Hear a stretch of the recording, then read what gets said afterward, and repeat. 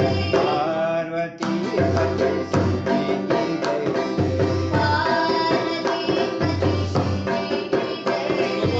पार्वती पति शिव जी की जय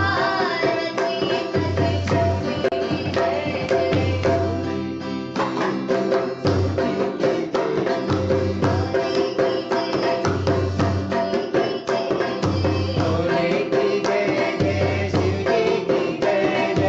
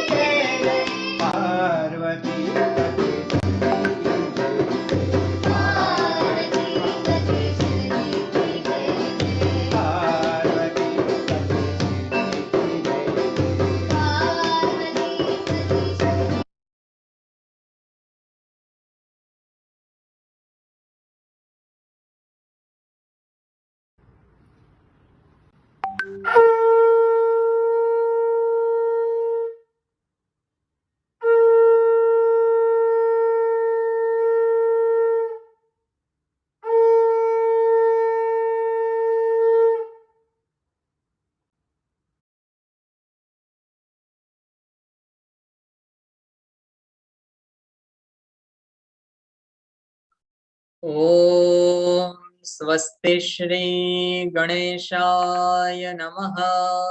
श्री सरस्वत्यै नमः।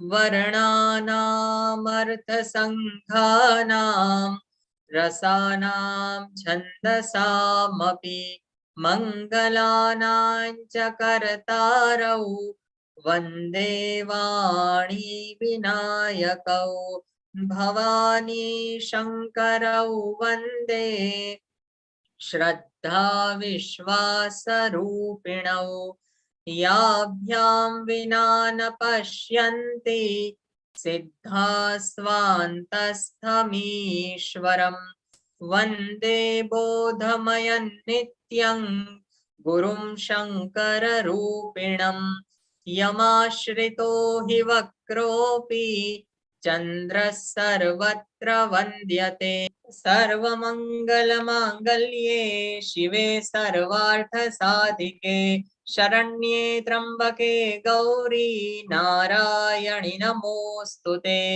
मत्समः पातकी नास्ति पापघ्नि त्वत्समा नहि एवं ज्ञात्वा महादेवी यथा योग्यं तथा कुरु वागर्थाविव सम्पृक्तौ वागर्था प्रतिपत्तये जगतः पितरो वन्दे पार्वती परमेश्वरो ओम नमः पार्वती पतये हर हर महादेव हर। काशिकापुरादिनाथ काल भैरवम भजे। माँ भगवती की कृपा से कल से चैत्र नवरात्रि का शुभागमन होने वाला है और गुड़ी पड़वा का त्योहार है। हमारे वैदिक धर्म का नया साल शुरू होने वाला है। इस अवसर पर आज माँ भगवती की कृपा से हम सब एकत्र हुए हैं और जो दुर्गा सप्तशती है उसमें से जो सप्त श्लोकी दुर्गा, तो ये अद्भुत बात है कि दुर्गा सप्तशती में से सप्त श्लोकी दुर्गा 700 में से 7 श्लोक जो सप्तशती का सारभूत है उसका हम साधनामयी वाणी से सुनने वाले हैं। तो उसके पहले हमारी प्रथा है कि हम वैदिक मंत्र से पहले दीप प्रागट्य करते हैं। तो सबसे पहले हम दीप प्रागट्य करेंगे। उसके पहले जो पुरुष सूक्त है उसमें अद्भुत श्लोक है दीप प्रागट्य के लिए। उसमें लिखा है कि चंद्रमा मनसो जात चक्षुः सूर्यो अजायत श्रोत्राद्वायु च प्राण च मुखादग्निरजायत। मानिए जो अग्नि है वो भगवान का मुख है और उनकी साक्षी हो तो अद्भुतता का विषय होता है। हमारी सब कुछ कर्म भगवान के प्रति समर्पण हो जाता है। तो उसी भाव से आइए हम पहले दीप प्रागट्य करें। और दीप प्रागट्य के लिए हम विनती करेंगे जो हमारे हिनल बेन अफ्रीका वाला है उनके मातुश्री दक्षाबेन घोड़ा जी से कि उनके द्वारा आज दीप प्रागट्य होगा जी।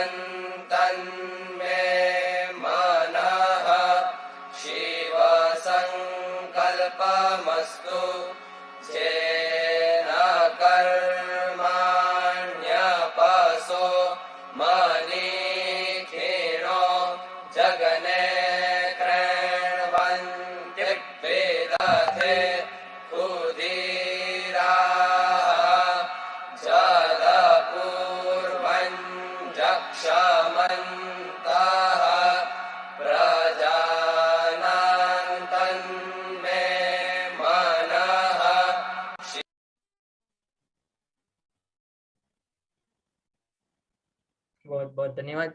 अब हम विनती करेंगे आदरणीय चेतना बूच जी से। आप सब जानते हो मुंबई महाराष्ट्र से है, और दूसरा तो कुछ नहीं कहेंगे उनके इंट्रोडक्शन के बारे में, लेकिन उनकी साधनामयी वाणी से हम दुर्गा सप्त श्लोकी का श्रवण करेंगे। आदरणीय चेतना बहन, मैं आपको प्रेम प्रणाम के साथ निवेदन करता हूँ, आप हम सबका मार्गदर्शन करें।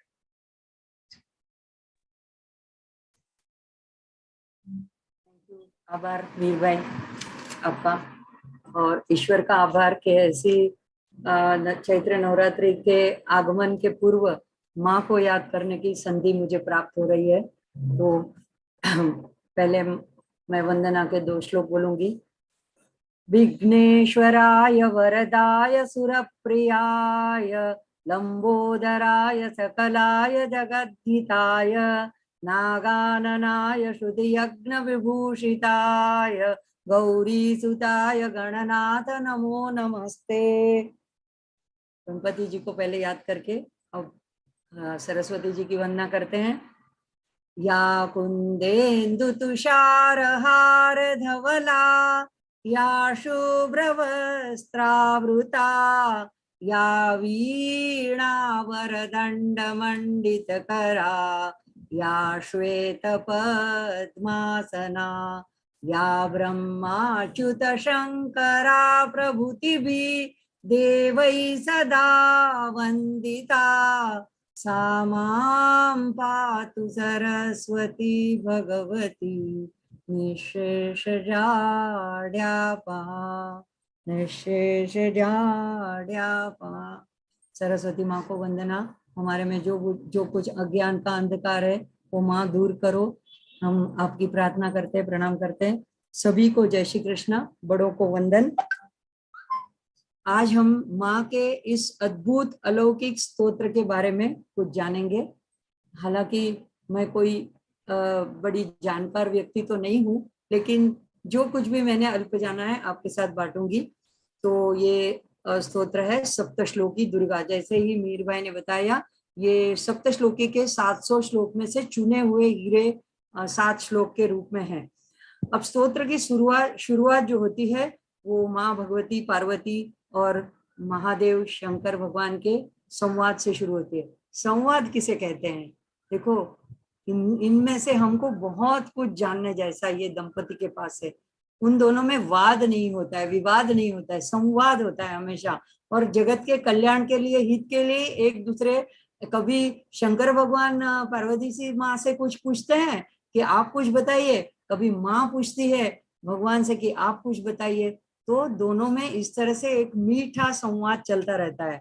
और हमेशा ये दोनों शिव पार्वती आध्यात्मिक गोष्ठी में रत रहते हैं। सतत जगत के जीवों के कल्याण के प्रति कौन सा सरल उपाय ढूंढा जाए ये बताने के लिए तत्पर रहते हैं। ऐसे ये शिव पार्वती हमारे लिए उत्तम प्रसन्न गृहस्थाश्रमी दाम्पत्य का श्रेष्ठ मूर्तिमंत साक्षात उदाहरण है।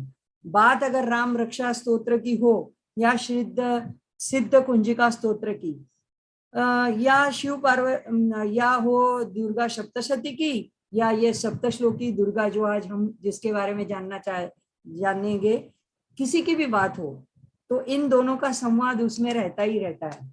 और शिव पार्वती की अहेतु की करुणा और कृपा का दर्शन हमें होता रहता है। राम रक्षा स्तोत्र में भी माँ ने शिव जी से पूछा था। हालांकि बात यह है कि ये स्तोत्र भूत कौशिक ऋषि जी ने लिखा है और उनको स्वप्न में शिव जी ने ये पूरा स्तोत्र बताया है। लेकिन स्तोत्र के अंदर ये बात आती है कि माँ पूछती है कि कली काल में जीवों को विष्णु के सहस्त्र नाम लेने का समय नहीं मिलेगा और इतना समय नहीं होगा, तो हे प्रभु कोई सरल उपाय बताएं। तब भगवान शंकर बोले, सहस्र नाम तत्तुल्यम राम नाम वरानने। वरानने यहाँ पे पार्वती माँ को संबोधन किया है। हे कल्याणमयी स्वरूपवती सुंदर पार्वती माँ, जो कोई व्यक्ति सिर्फ एक बार एक राम का नाम भाव से, प्रेम से ले लेगा तो वह विष्णु के 1000 नामों के समान फलदायी है। अभी नवरात्रों के बाद रामनवमी भी आ रही है, तो राम जी की मुझे याद आ गई। इसी तरह ज्ञानेश्वरी में भी ज्ञानदेव महाराज ने भी इस दिव्य दंपति का उल्लेख शुरू में ही किया है। वो कहते हैं कि गीतार्थ के बारे में भगवान शंकर ने जब उसकी महत्ता के बारे में माँ को बताया तो माँ को बहुत जिज्ञासा हुई और उन्होंने प्रश्न किया। तो यहाँ वहां पे ज्ञानेश्वरी में वो भी है, मराठी में है, गीत तया गीतार्थाची थोरी स्वयं शंभू विवरी जेथे प्रश्न करी चमत जेथे पार्वती प्रश्न भवानी प्रश्न करी चमत्करोनी तेथ हर मणे नेणिजे देवी जैसे का स्वरूप तुझे तैसे है नित्य नूतन देखिजे गीता तत्व। तो भगवान शंकर भगवान पार्वती माँ से क्या कहते हैं कि हे माँ, हे देवी, आपका स्वरूप जो नित्य नूतन है, नित्य नूतन मतलब कभी पुराना नहीं होता है, हमेशा नया नया ही दिखने वाला है। तो ये नित्य नूतन यानी गुलाबराव जी महाराज ने ये ज्ञानेश्वरी की टीका लिखी है, ज्ञानेश्वरी गुडार दीपिका, उसमें बताया है कि ये जो नित्य नूतन यानी परम प्रेम स्वरूप, तो ये परम प्रेम स्वरूप नित्य नूतन गीता का तत्व है, वो उसकी तुलना भगवान ने शंकर भगवान ने माँ के अनुपम परम सौंदर्य के साथ तुलना की है, गीता तत्व के साथ यानी परम भक्ति के साथ करते हैं। तो वहां पे भी इन दोनों का संवाद ज्ञानेश्वरी में भी बताया है ज्ञानदेव महाराज ने। तो देखिए यह शिव पार्वती कितने प्रसन्न दंपति हैं। हमारे यहाँ तो और लोगों का तो पता नहीं, लेकिन हमारे यहाँ ऐसा है कि शादी संपन्न होने के पश्चात नव दंपति को, खासकर कन्या को, सौभाग्य का दान देने के लिए जो गौर होते हैं, जो ब्राह्मण होते हैं, वो कुटुंब की 4 महिलाओं को बुलाते हैं और वो उन लोगों के ऊपर से ऐसे करके उनको सौभाग्य का दान देते हैं। तब क्या बताते हैं कि आप दोनों को शिव पार्वती जैसा प्रसन्न दाम्पत्य प्राप्त हो, तो ऐसा आशीर्वाद दिलवाया जाता है। तो कितने ही स्तोत्र हैं जिनमें माँ जगत जननी अंबिका और भगवान शंकर के ऐसे ही आध्यात्मिक संवाद है। ऐसे ही करुणा सागर भगवान शिव जी को लगा कि शायद कली काल में कोई मनुष्य पूरी दुर्गा सप्तशती यानी चंडी पाठ का 700 श्लोकों का अनुष्ठान न कर पाए, तो उसके लिए क्या कोई और सरल उपाय है। तो इस तरह इस श्लोकी दुर्गा की शुरुआत होती है, जिसमें शंकर भगवान सबसे पहले पार्वती माँ से प्रश्न करते हैं। तो शिव जी क्या बोलते हैं, शिव उवाच देवी त्वं भक्त सुलभे सर्व कार्य विधायिनी कलौ ही कार्य सिद्ध्यर्थ मुपायम ब्रूहि यत्नतः। तो शंकर भगवान कहते हैं देवी को कि हे भगवती देवी, आप भक्तों के लिए सुलभ हो। देखिए ये सुलभ एक शब्द है ना, इसमें भी बड़े बड़े रहस्य छुपे हैं। भगवान ने जब शंकर भगवान ने अपने मुंह से इसको कंफर्म कर दिया है कि देवी सुलभ है, तो हमें तो डरने की जरूरत ही नहीं है। वो भक्तों के लिए इतनी सुलभ है। सुलभ मतलब सरलता से, सुगमता से, लभ यानी प्राप्त होती है, उनको हम पहुंच सकते हैं, उन तक उनको हम भज सकते हैं और पा सकते हैं, प्राप्त कर सकते हैं। और दूसरा कहते हैं कि आप सर्व कर्मों का विधान करने वाले हो, सर्व कार्य विधायिनी। तो सर्व कार्यों का विधान, अब विधान शब्द हमको ऐसे परिचित है कि हम बोलते विधि, ये तो विधि का विधान था, ये इस प्रयोग से हम विधान शब्द को जानते हैं।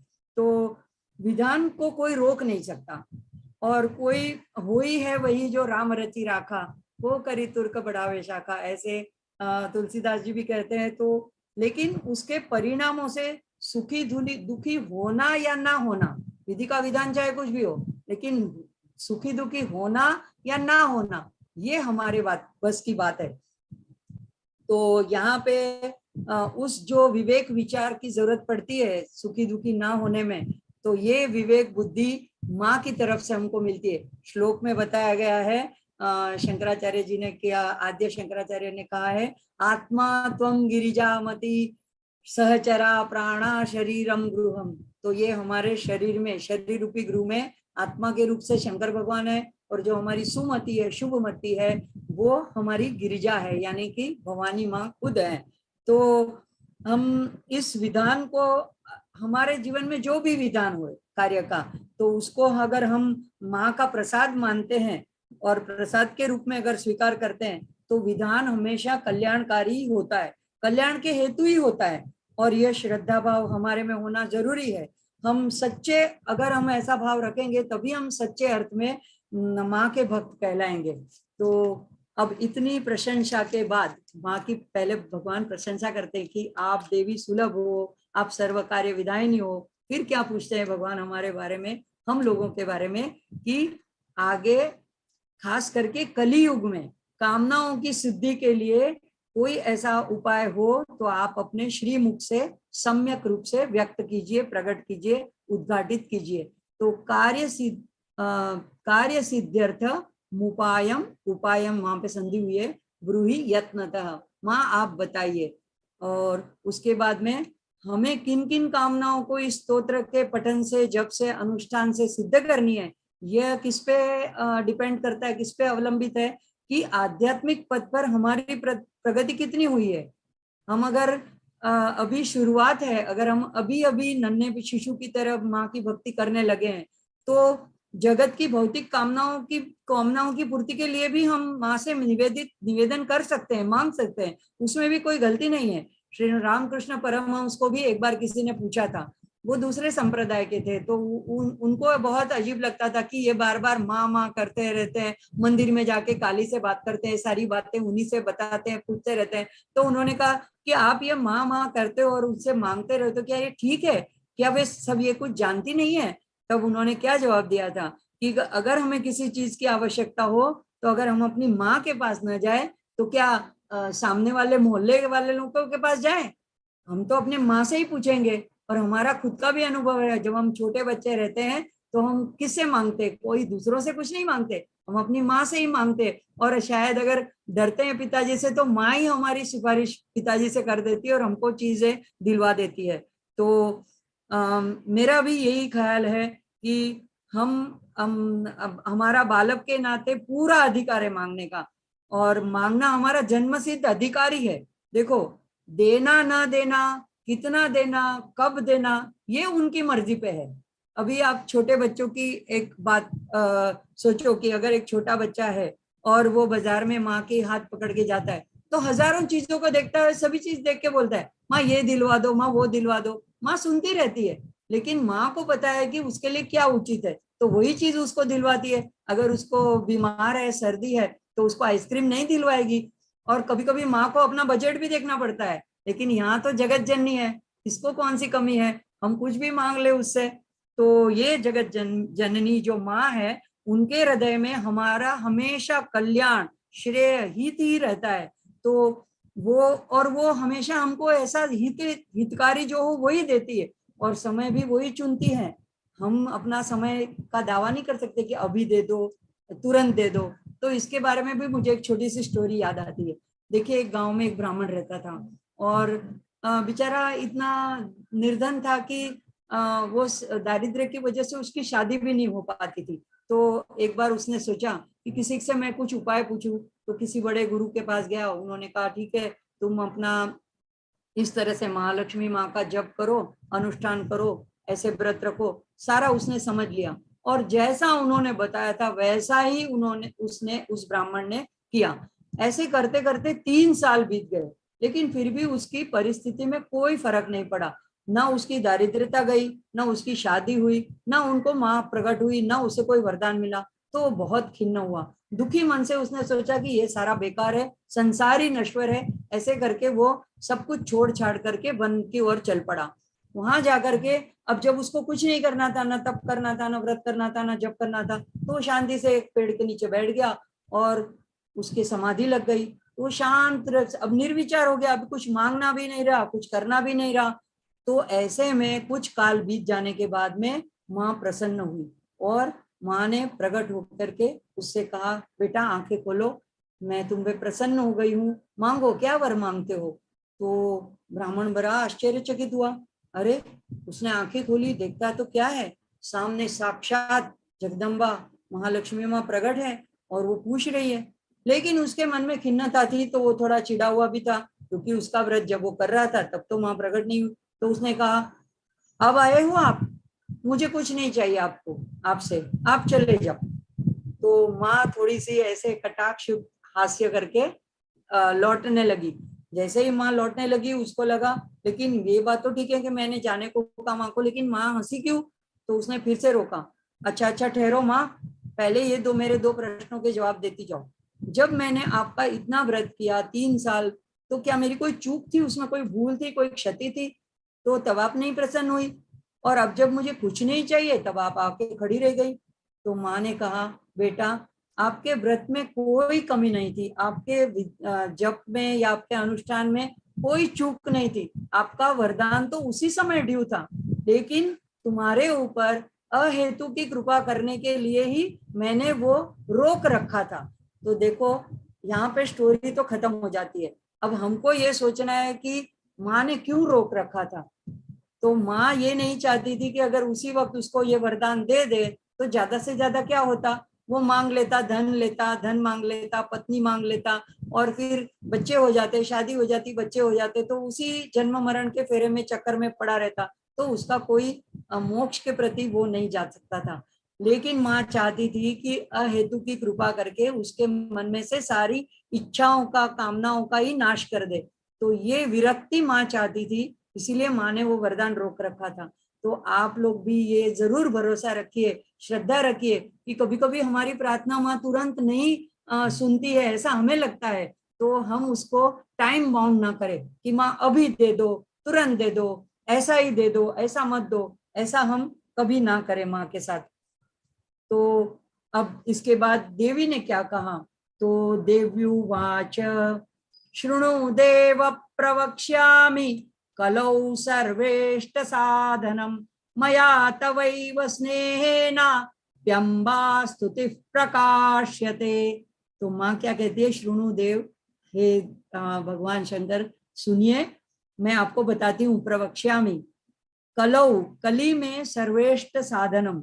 अभी यहाँ पे ये सर्वेष्ट जो लिखा है ना, ये बहुत सुंदर ऐसा लिखा है, शब्द लिखा है, लेकिन उसके बाद में जो लिखा है मया तवैव स्नेहेन, मुझे आपके ऊपर अत्यंत स्नेह है। ये है प्रसन्न सुखी दाम्पत्य जीवन की चाबी, जिसमें एक दूसरे के प्रति सिर्फ स्नेह ही नहीं, अत्यंत स्नेह ये होना जरूरी है। ऐसे स्नेह बस हम परस्पर एक दूसरे के लिए छोटी मोटी भूलों को सरलता से छोड़ सकते हैं, भूल सकते हैं और ओवरलुक कर सकते हैं। यह संदेश माँ का हम सभी गृहस्थों के लिए है। स्नेह होना एक बात है, और उसे वाणी वर्तन के द्वारा प्रकट करके दिखाना ये दूसरी बात है। तो माँ का यह स्नेह हमारे लिए ही है, सच पूछो तो। कारण क्योंकि शिव जी को तो इस उपाय की आवश्यकता नहीं है, उन्होंने हम कलियुग के संतप्त त्रिविध तापों से पीड़ित जनों के लिए ये प्रश्न पूछा है। तो माँ क्या कहती है, माँ का यह वचन है कलियुग में कि सर्वेष्ट, सर्व समस्त इष्ट कामनाओं की सिद्धि करने का जो साधन है वह मैं बताती हूँ, और प्रकाश्यते, प्रकाशित करती हूँ। जैसे हमने शब्द देखा है, परिचित है, ग्रंथ प्रकाशन, पुस्तक प्रकाशन, यानी कि ये जन समुदाय के लिए तभी उपलब्ध किया जाता है अगर कोई प्रकाशन करता है तो ऐसे ही माँ ने ये खुला किया है। तो यहाँ पर यही भाव है कि और माँ ने खुद उसका नाम किया है कि इसका नाम है अम्बा स्तुति।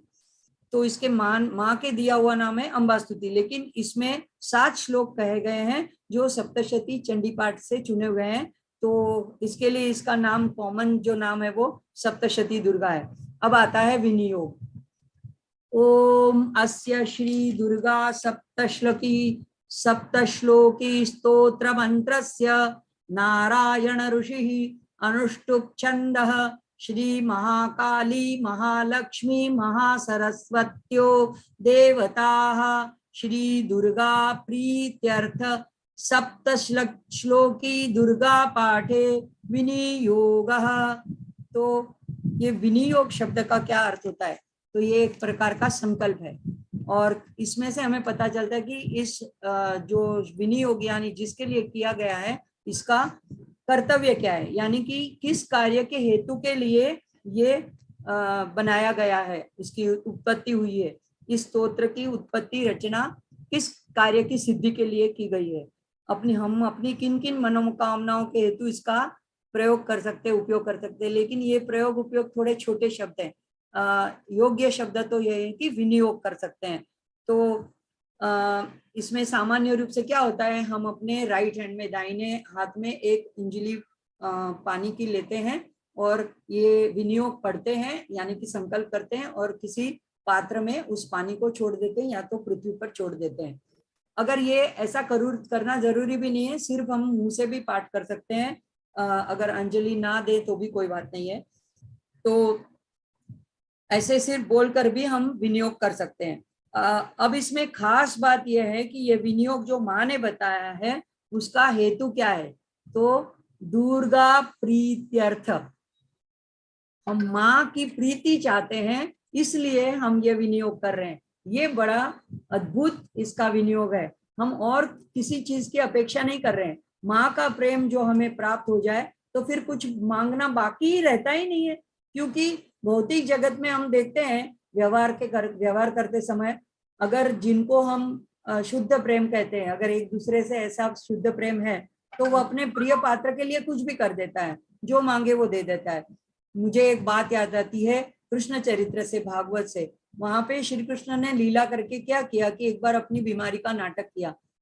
वो भक्त की महिमा बताना चाहते थे, तो तभी नारद जी वहां आए और पूछा कि अभी आपकी ये उन्होंने बड़ा ऐसे कष्ट हो रहा है, ऐसे दिखाया नाटक करके। बोला, नारद जी बोले कि अब क्या उपाय है, आप ही बताइए, आप तो स्वयं भगवान है। तो भगवान ने कहा कि किसी भक्त की अगर चरण रज मिल जाए तो उसी से मेरा ये दर्द कम हो सकता है। अब नारद जी सारी रानियों के पास, द्वारकापुरी में सारी रानियों के पास गए, लेकिन कोई भी अपनी चरण रज देने के लिए राजी नहीं हुआ। वे कहने लगी, जिनकी चरण रज हम अपने माथे चढ़ाते हैं, क्या उन्हीं को हम अपनी चरण रज दें? क्या हमें नरकों में जाना है? ये हमसे नहीं होगा। तब नारद जी चले गए ब्रज में और उन्होंने गोपियों से बात की। अरे गोपियां एक क्या, सारी गोपियां तैयार हो गई, बोलती है हमारी ले लो, हमारी ले लो। अरे नारद जी बोलने लगे, कुछ पता भी है, ऐसे चरण रज देने से आप लोगों को नरकों में जाना पड़ेगा। बोली, हम कहीं भी जाने को तैयार है, आजन्म का कितने सालों में भी वहां पे नरकों में रहने को तैयार है, लेकिन हमारे प्रियतम को सुख पहुंचे, उनका दुख दर्द दूर हो।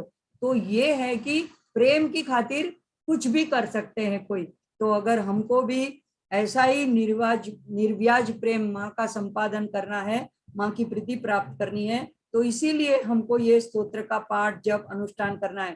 और विनियोग के द्वारा एक प्रकार से हम ये से संकल्प लेते हैं, तो माँ आपका प्रेम, बस प्रेम, और हमें कुछ नहीं चाहिए। तो विनियोग में क्या क्या होता है, एक मंत्र के ऋषि होते हैं, तो यहाँ नारायण ऋषि हैं।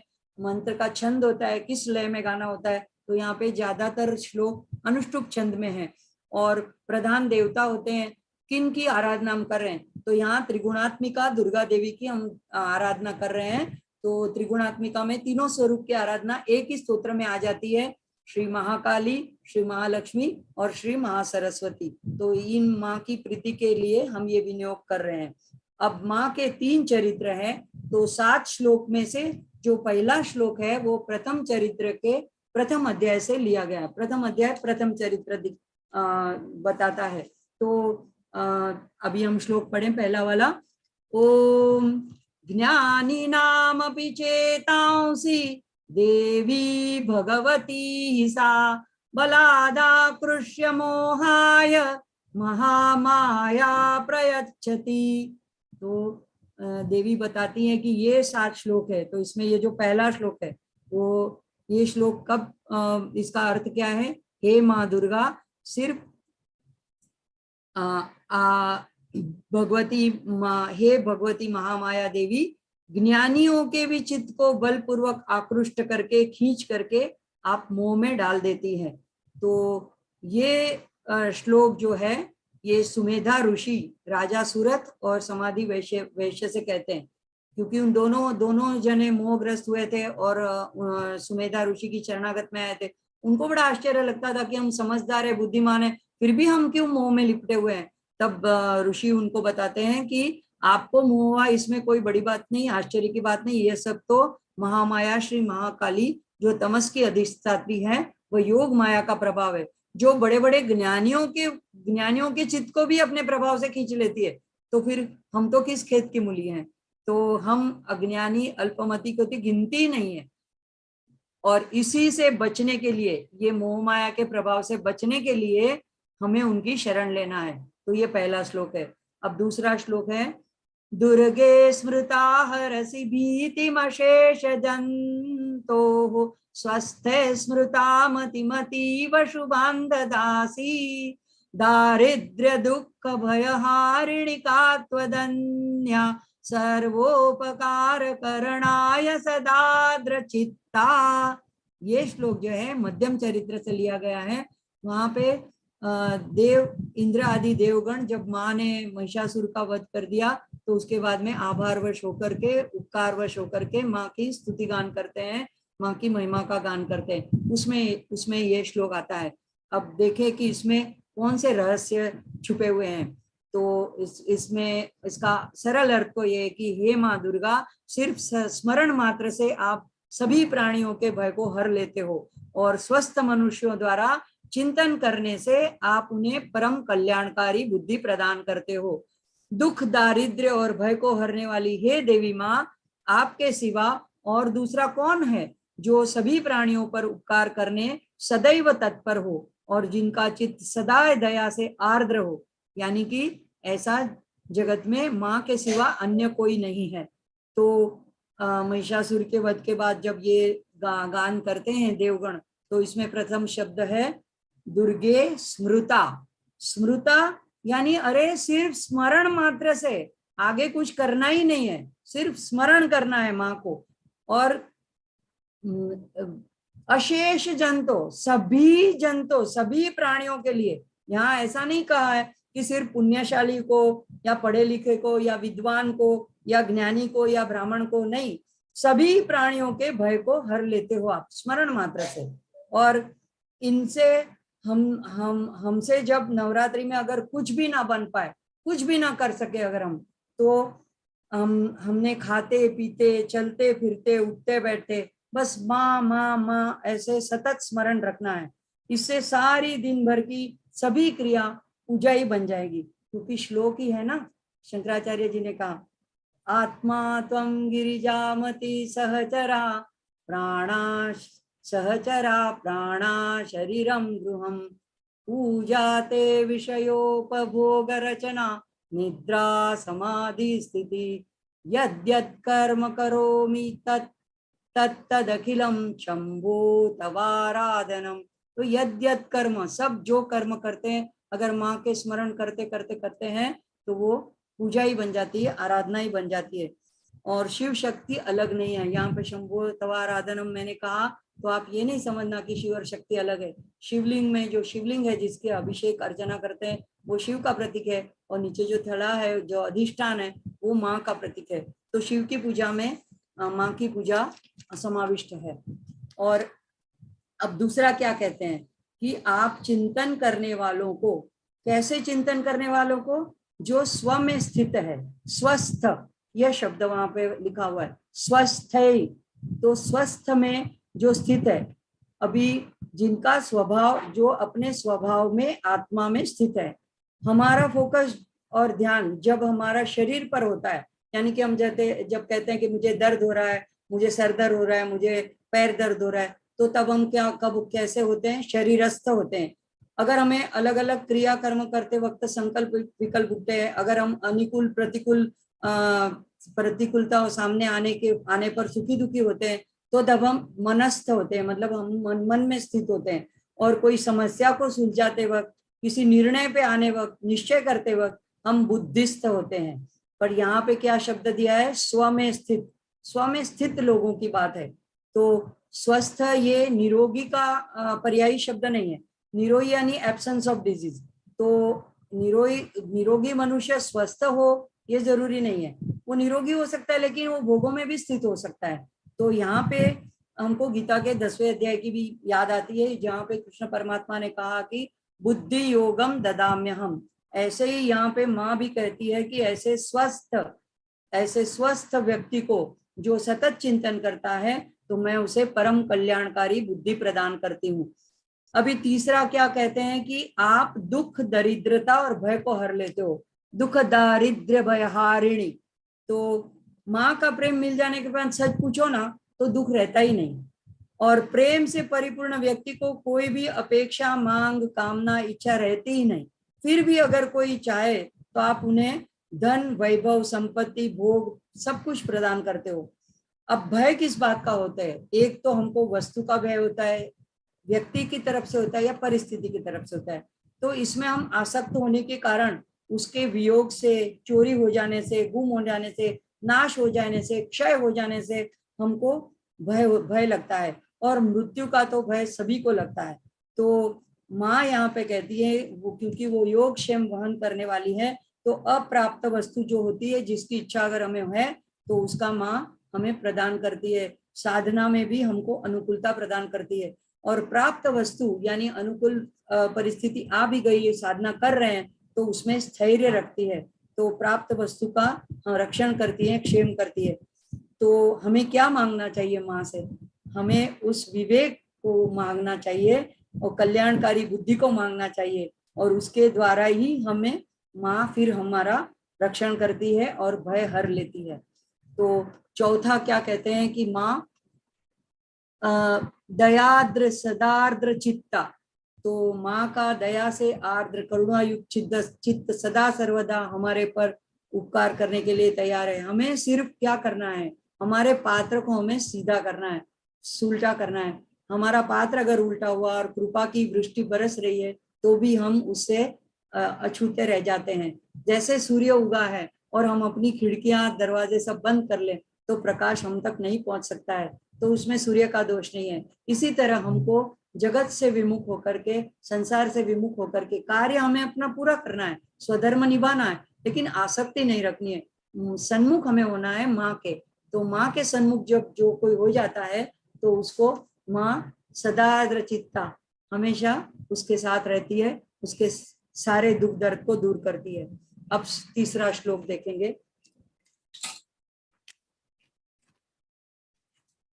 ये तीसरा और चौथा जो श्लोक है और उसके बाद के सारे श्लोक हैं, ये तीसरे चरित्र से लिए हुए हैं, जहाँ पे माँ शुंभ निशुंभ, चंड मुंड, धूम्रलोचन बीज, ऐसे सारे रक्त बीज, ऐसे सारे असुरों को नाश करने के बाद में देवतागण अग्नि को आगे करके ये प्रार्थना करते हैं। तो उस स्तुति में से ये सारे श्लोक लिए गए हैं। उसमें से ये तीसरा और चौथा तो हमारे बहुत परिचय का है। हम जब पूजा करते हैं तो उसके बाद में आरती के बाद मंत्र पुष्पांजलि के वक्त ये दोनों श्लोक हम बोलते हैं। तो तीसरा श्लोक है, सर्वमंगल मंगल्ये शिवे सर्वार्थ साधिके शरण्ये त्र्यंबके गौरी नारायणी नमोस्तुते। ये तीसरा श्लोक है। तो इसमें क्या कहा गया है कि माँ आप नारायणी, आप सब प्रकार के मंगल को प्रदान करने वाले हो और सर्वार्थ, सब अर्थों के सिद्ध करने वाली हो, चारों पुरुषार्थ को सिद्ध करने वाले हो आप, और कल्याण प्रदान करने वाले हो। शिवा हो आप, और आप शरणागत वत्सला हो, आप त्रिनेत्रा हो, और ऐसी गौरी देवी आपको हम नमन करते हैं। नारायणी, हम आपको वंदन करते हैं, प्रणाम करते हैं। तो ये देवतागण कहते हैं कि आप सभी प्रकार के मंगल प्रदान करते हैं। अब माँ को रिझा लिया तो फिर एक पुरुषार्थ की तो क्या बात है, चारों पुरुषार्थ, धर्म अर्थ काम मोक्ष, जिसको जो चाहिए, जिसका जो अभिष्ट है वो माँ प्रदान कर देती है उसको। चौथे श्लोक में क्या कहती है माँ? शरणागत दीनार्थ परित्राण परायणे सर्वस्यार्ति हरे देवी नारायणी नमोस्तुते। तो यहाँ पे कहते हैं कि माँ शरण में जो आते हैं तो उस शरण में आए हुए दीन दुखी जनों को, पीड़ित जनों को आप हमेशा रक्षण करते हो और रक्षण में आप रत रहते हो, और सबकी पीड़ा को दूर करने वाली हे देवी, हे गौरी, हे नारायणी, आपको नमस्कार है। तो यहाँ पे माँ शरणागत वत्सला है, और हमें क्या बनना है? हमें दीन, नम्र, अहंकार शून्य हो करके उत्कटता से, तीव्रता से, पूर्ण श्रद्धा से, आर्त हृदय से, दृढ़ श्रद्धा से प्रथम तो शरणागति स्वीकार करनी है। माँ तो तैयार बैठी है रक्षण करने के हेतु, और सर्व प्रकार की पीड़ा दूर करने के हेतु भी तत्पर है। हमें कोई रोग हो और अगर हम वैद्य के पास ही ना जाएं तो इसमें हमारा ही दोष है, और अगर वैद्य के पास चले भी जाएं और उन्होंने जो कुछ हमको उपचार बताए, दवाई बताई है, उसमें हमारा कोई श्रद्धा ही ना हो, हमारी विश्वास ही ना हो, तो भी वो दवाई हमको कारगर नहीं होती है। तो इसी तरह हमको माँ में पूरी पूरी श्रद्धा रख करके माँ के स्तोत्र का पठन करना है और उनसे हमें रक्षा के लिए, हमारी कल्याण के लिए प्रार्थना करनी है। अभी 5वां श्लोक है, सर्वस्वरूपे सर्वेशे सर्वशक्ति समन्विते भयेभ्यस्त्राहिनो देवी दुर्गे देवी नमोस्तुते। ये मेरा बहुत प्रिय श्लोक है।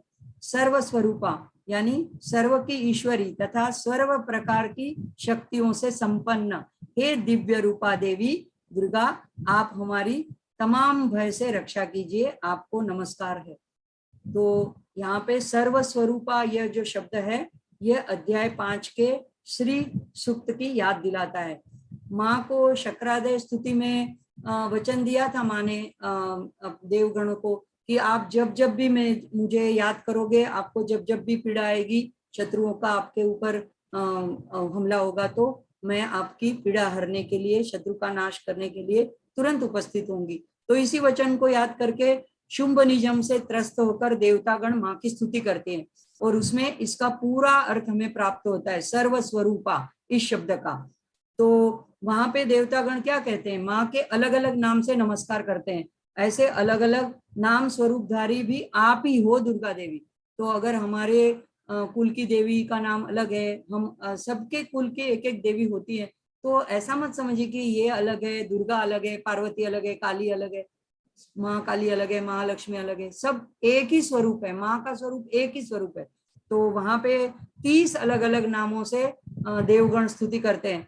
कहते हैं महादेवी, शिवा, प्रकृति, भद्रा, रौद्रा, नित्या, गौरी, धात्री, चंद्र स्वरूपा, ज्योत्सनामयी, सुख स्वरूपा, कल्याणी, वृद्धि, रिद्धि, सिद्धि, नैऋति, ये नैऋति दैत्यों की लक्ष्मी है, राजाओं की राजलक्ष्मी, शर्वाणी, जगदम्बा, दुर्गा, दुर्गापारा, आरा, सारा, सर्वकारिणी, ख्याति, कृष्णा, धूम्रा, अति सौम्या, अति रौद्रा, कृति, विष्णु माया, ऐसे 30 अलग अलग नामों का समावेश किया है। तो ये सब सर्वस्वरूपा में समाविष्ट है।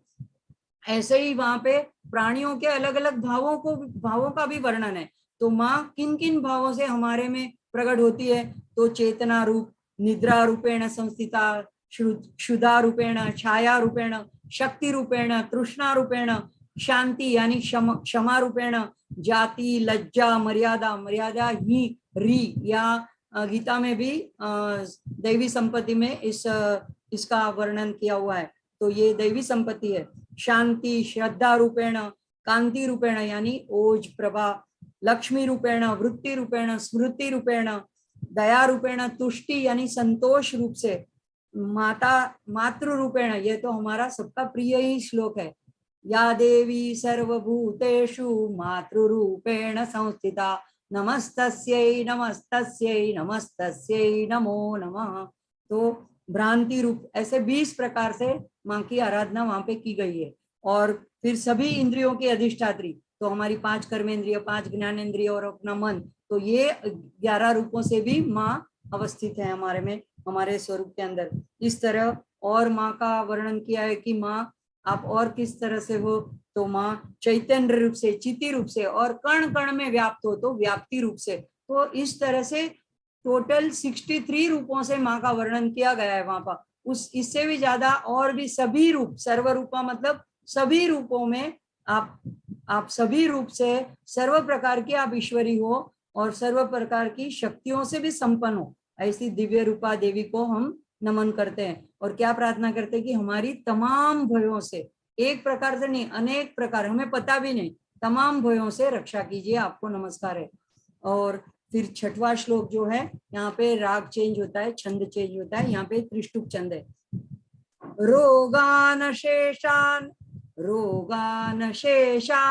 पहंसि तुष्टा, हृष्टा तु कामान् सकलान् अभीष्टान्, त्वामाश्रितानां न विपन्नराणां, त्वामाश्रितायाश्रयतां प्रयान्ति। ये बहुत सुंदर श्लोक है। यहाँ पे क्या कहते हैं, हे देवी, आप प्रसन्न होने से सभी रोगों को नष्ट करते हो, कर देते हो और क्रोधित होने से मनोवांछित सभी कामनाओं का नाश करते हो। जो लोग आपके आश्रय में शरण में आ गए हैं उन पर विपत्ति तो आती ही नहीं, पर आपके आश्रित शरणागत मनुष्य यानी संत महात्मा सद्गुरु वे भी दूसरों को शरण देने में समर्थ हो जाते हैं, वो आश्रयदाता बन जाते हैं। अब रोगों में सबसे बड़ा रोग क्या है? भव रोग, बार बार जन्म मृत्यु के चक्कर में पड़ना। तो ये भव रोग से माँ हमें छुड़ा लेती है। ज्यादातर हमारे रोग हमारे पाप कर्मों के फल ही होते हैं और उन्हें हमें भोग कर ही पूरा करना होता है और करना पड़ता है। पर माँ की प्रसन्नता मिलने पर, माँ की कृपा मिलने पर उनकी तीव्रता इतनी कम हो जाती है कि रोग मालूम नहीं देता है, हमके लगते ही नहीं। और कारण कि दुख जो होता है वो माँ की याद दिलाता है, तो वो विपत्ति भी हमें स्मरण कराने में मदद रूप होती है। तो क्रोधित होने पर माँ आप कामनाओं का नाश करते हो, तो आपका क्रोध भी हमारे लिए कभी कभी पुण्य प्रकोप कहलाता है, वो भी हमारे कल्याण का ही हेतु होता है, हमें कामनाओं से छुड़ाकर निष्काम करने हेतु। तो इस श्लोक में मुझे क्या खास बात लगी है कि आपके आश्रितों पर विपत्ति आती ही नहीं। एक तो पहली बात, यह कितना बड़ा आश्वासन है। और रामायण में भी राम ने जब ऐसा प्रश्न हनुमान जी से पूछा था कि आप लंका को हुआ है तो रास्ते में कोई विपत्ति तो नहीं मिली, तो क्या भगवान सारी बातों से अनजान थे? क्या उन्हें पता नहीं था? लेकिन नहीं, फिर भी वो पूछते हैं। क्यों? क्योंकि उनको भक्तों के भाव जानने के लिए कि पता नहीं हनुमान जी क्या जवाब देते और उससे उनके जवाब से हमें क्या प्रेरणा मिलती है। तो हनुमान जी ये नहीं कहते हैं कि समुद्र में क्या बताऊं, जाते ही तो मुझे ऐसे ये राक्षसी मिली वो मिली, फिर लंका में प्रवेश करते करते लंकिनी मिली और तो कम था, तो जैसे हमें गुजराती में बोला अधूरम पुरु, मतलब इतने से ही कुछ कम था, तो और सैनिक मुझे मारने के लिए अशोक वाटिका में भेज दिए गए और इतना ही कुछ कम था, तो उसके बाद तो मुझे ब्रह्मास्त्र से बांध के लेके गए और बाद में मेरी पूंछ भी जला दी। नहीं, हनुमान जी ये सब बातें नहीं कहते राम से। वो क्या कहते हैं? विपत्ति प्रभु सोई जब तब सुमिरन नहीं हुई। विपत्ति तो तब होती है ना प्रभु कि जब आपका स्मरण मेरे से छूट जाए। तो जब तक स्मरण रहता है तो विपत्ति उसको मानी ही नहीं जाती है। तो हमको अगर विपत्ति भी आती है तो माँ का स्मरण कराने के लिए आती है, तो विपत्ति नहीं। और जब विपत्ति ना होती है तब तो और भी हम खुश रहते हैं। तो दोनों बातों में हमें हमेशा खुश रहना चाहिए। बाकी हमारी दृष्टि से कोई भी परिस्थिति प्रसंग अच्छा बुरा हो सकता है, इसमें अगर हम माँ का स्मरण सतत रखेंगे तो विपत्ति भी हमारे लिए संपत्ति बनती है। अब आखिरी का श्लोक है, सर्वा बाधा प्रशमनम त्रैलोक्यस्याखिलेश्वरी एवमेव त्वया कार्यमस्मद्वैरिविनाशनम इति श्री सप्तश्लोकी दुर्गा संपूर्णा। ये आखिरी का श्लोक है। हे सर्वेश्वरी, आप इसी प्रकार तीनों लोक की समस्त विघ्नों को शमन करो और हमारे शत्रुओं का नाश करते रहो। देवगण देखो कितनी विशाल दृष्टि रखते हैं, सिर्फ अपने लिए नहीं मांगते, और या तो सिर्फ मर्त्य लोग के लिए, पृथ्वी के लोगों के लिए मानते, तीनों लोगों के लिए मानते। तीनों लोग यानी स्वर्ग मृत्यु पाताल। यहाँ पे मुझे जो माँ के एक भक्त हो गए गुजरात में, वल्लभ दोड़ा, उनकी याद आती है कि उन्होंने जो आनंद के गरबे की रचना की है, नवरात्रि में हमारे यहाँ ये भी गाया जाता है, इसका भी अनुष्ठान किया जाता है। तो वहां पे बात आती है, स्वर्ग मृत्यु पाताल वास सकल तारो माँ बाल करी संभाल कर झालो मारो माँ। क्या कहते हैं वल्लभ जी कि आप स्वर्ग मृत्यु पाताल सब जगह आप बसते हो माँ, तो हमें बाढ़ समझ के हमारी संभाल लीजिए, हमारा हाथ पकड़ लीजिए, हमें हमारी शुश्रूषा कीजिए। तो हम, हमारी सनातन हिंदू धर्म की यही विशाल दृष्टि है जिसमें हम सभी के हित की कल्याण की प्रार्थना होती है। हमें भी अपनी दृष्टि विचार प्रार्थना इतनी विशाल करनी चाहिए कि जिसमें सभी का हित समा जाए। आगे कहते हैं कि हमारे शत्रुओं का नाश करते रहो, करो नहीं, करते रहो। तो ये रहो क्यों कहा? क्योंकि कौन से ये शत्रु? हमारे षड रिपु, काम क्रोध मोह लोभ, मद मोह लोभ मत्सर, तो ये और अहंकार। तो ये ऐसे नहीं कि एक बार अगर इसका हमने हनन कर दिया, इसको मात कर दिया तो ये बार बार नहीं उठेंगे।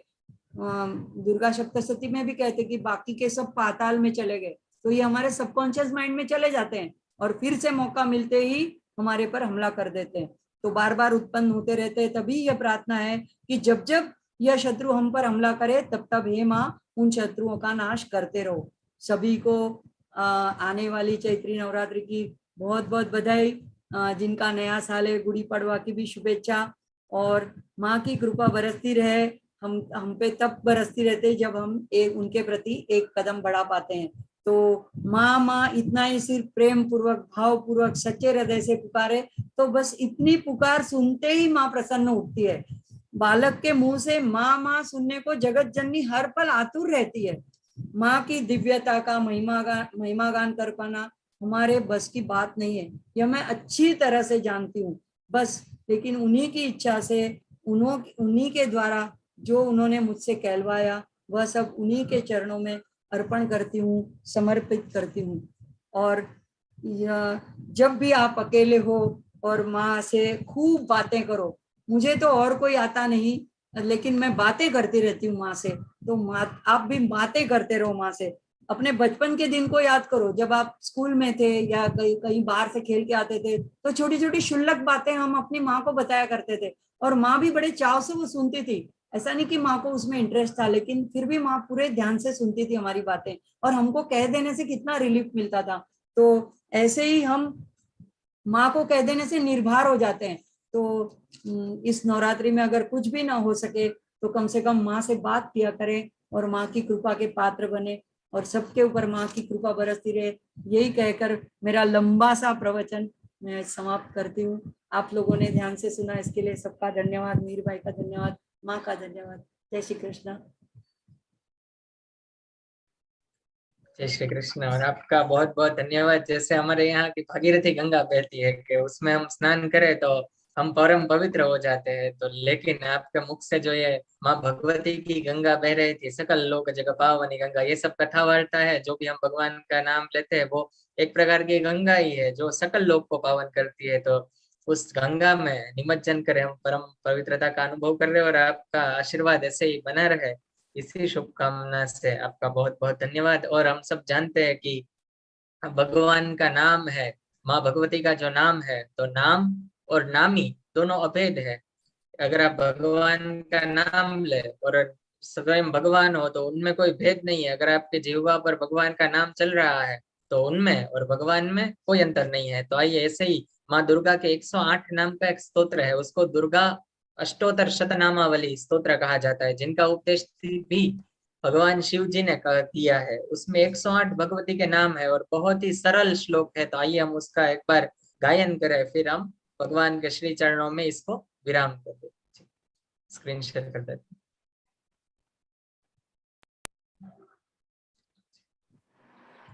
ओम स्वस्ति श्री गणेशाय नमः, श्री सरस्वत्यै नमः, अथ श्री दुर्गाष्टोत्तर शतनाम स्तोत्रम्।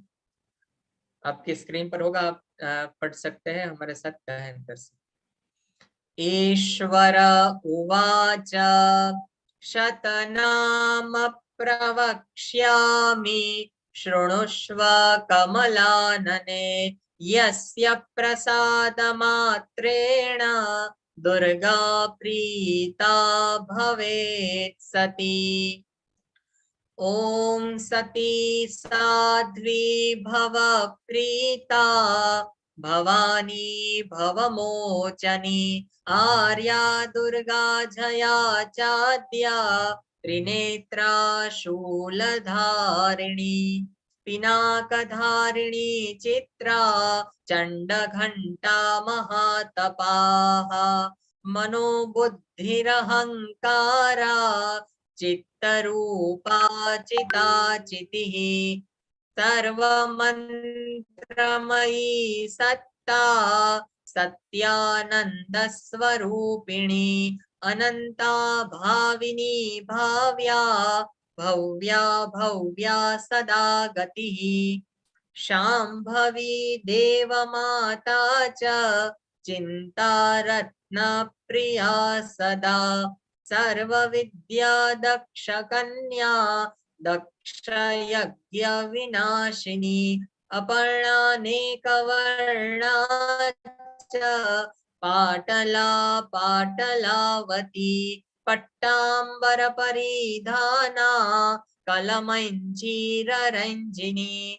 अमेय विक्रमा क्रूरा सुंदरी सुर सुंदरी वन दुर्गा च मातंगी मतंगा मुनि पूजिता ब्राह्मी माहेश्वरी चैन्द्री कौमारी वैष्णवी तथा चामुंडा चैव वाराही लक्ष्मीश्च पुरुषाकृतिः विमलोत्कर्षिणी ज्ञाना प्रिया नित्या च बुद्धिदा बहुला बहुल प्रेमा सर्ववाहन वाहना निशुंभ शुंभ हननी महिषासुरमर्दिनी मधुकैटभहन्त्री च चण्डमुण्ड विनाशिनी सर्वासुरविनाशा च सर्वदानवघातिनी सर्वशास्त्रमयी सत्या सर्वास्त्रधारिणी तथा अनेकशस्त्रहस्ता च अनेकास्त्रस्य धारिणी कुमारी चैककन्या च कैशोरी युवती यतिः अप्रौढा चैव प्रौढा च वृद्धमाता बलप्रदा महोदरी मुक्तकेशी घोररूपा महाबला अग्निज्वाला रौद्रमुखी कालरात्रिस्तपस्विनी नारायणी भद्रकाली विष्णुमाया जलोदरी शिवदूती कराली च अनंता परमेश्वरी कात्यायनी च सावित्री प्रत्यक्षा ब्रह्मवादिनी य इदं प्रपठे नित्यं दुर्गा नाम शताष्टकं नासाद्यं विद्यते देवी त्रिषु लोकेषु पार्वती धनं धान्यं सुतं जायां हयं हस्तिनमेव च चतुर्वर्गं तथा चान्ते लभेन्मुक्तिं च शाश्वतीं कुमारीं पूजयित्वा तु ध्यात्वा देवीं सुरेश्वरीं पूजयेत् परया भक्त्या पठेन्नाम शताष्टकम् तस्य सिद्धिर्भवेत् देवी सर्वैः सुरवरैरपि राजानो दासतां यान्ति राज्यश्रियमवाप्नुयात् गोरोचनालक्तककुङ्कुमेव सिन्दूरकर्पूरमधुत्रयेण विलिख्य यन्त्रं विधिना विधिग्नो भवेत् सदा धारयते पुरारिः भौमावास्या निशामग्ने चन्द्रे शतभिषां गते विलिख्य प्रपठेत् स्तोत्रं स भवेत् सम्पदां पदम् इति श्री विश्वसारतन्त्रे दुर्गाष्टोत्तरशतनाम स्तोत्रं संपूर्णम्। माँ भगवती को अष्टोत्तर शतनामावली स्तोत्रम माँ भगवती के चरणों में अर्पण करते हैं। और आप सबको एक और जानकारी देनी है कि कल शाम गुड़ी पड़वा के दिन शाम 5 बजे हमने सस्वर पाठ का आयोजन किया है, जिसमें शिव महिम्न स्तोत्र, शिव तांडव, रुद्राष्टकम और लिंगाष्टकम ये विराम ले रहे हैं, तो इनका सामूहिक गायन होगा।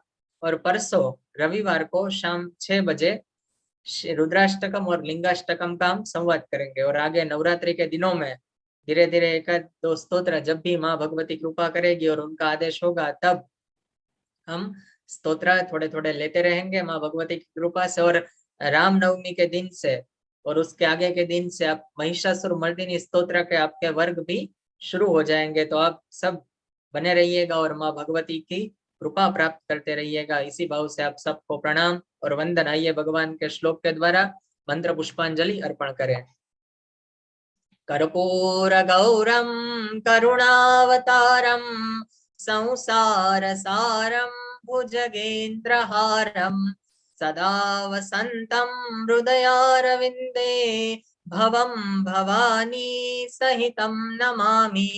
मङ्गलं भगवान् विष्णु मङ्गलं गरुडध्वज मङ्गलं पुण्डरीकाक्षो मङ्गलायतनो हरि वागर्थाविव सम्पृक्तौ वागर्था प्रतिपत्तये जगतः पितरौ वन्दे पार्वती परमेश्वरौ। ओम नमः पार्वती पतये हर हर महादेव हर। सबको जय श्री कृष्ण, प्रेम प्रणाम।